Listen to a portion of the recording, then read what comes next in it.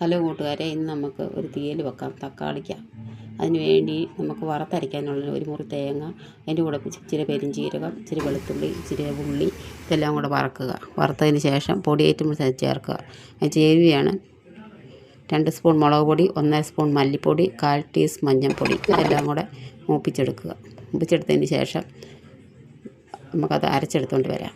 അരച്ചെടുത്തുകൊണ്ട് വന്നതിന് ശേഷം അടുപ്പയിൽ എണ്ണ ഒഴിച്ച് കടുക് പൊട്ടിക്കുക. കടുക് പൊട്ടിച്ചതിന് ശേഷം നമ്മുടെ തേങ്ങാക്കൊത്തെല്ലാം വറുത്ത് കോരുക.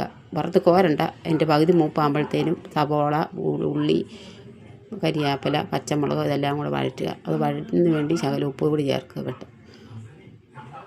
അത് കഴിഞ്ഞ് നമുക്ക് വഴന്ന് കഴിയുമ്പോഴത്തേനും തക്കാളിക്ക അതിനകത്തോട്ടിടാം. തക്കാളിക്ക ഇട്ട് നന്നായിട്ട് വഴന്ന് കഴിയുമ്പോൾ അത് മൂടി വെച്ച് ഒന്നുകൂടെ വേവിക്കാം. അപ്പം നമ്മൾ അരച്ച് എടുത്തുകൊണ്ട് വന്ന ഈ സാധനങ്ങൾ അരച്ചെടുത്തുകൊണ്ട് വന്ന് അരവ് ചേർക്കാം. വെള്ളം ഇടാതെ അരയ്ക്കുക, പൊടിച്ചെടുക്കുക. അതിന് ശേഷം കുറേശ്ശെ വെള്ളം ഒഴിച്ച് നന്നായിട്ട് ഫൈനായിട്ട് അരച്ചെടുത്ത് വെച്ച് അതിനകത്തോട് ചേർക്കുക. ചേർത്തിട്ട് ആവശ്യത്തിന് ഉപ്പും ചേർത്ത് ഇളക്കിയെടുക്കുക. ഇതുപോലെ ഒന്ന് ഉണ്ടാക്കി എല്ലാവരും നോക്കണേ. നല്ല ടേസ്റ്റാണ് തക്കാളി തീയൽ. ഇഷ്ടപ്പെട്ടാൽ കമൻറ്റ് ചെയ്യുക, ഷെയർ.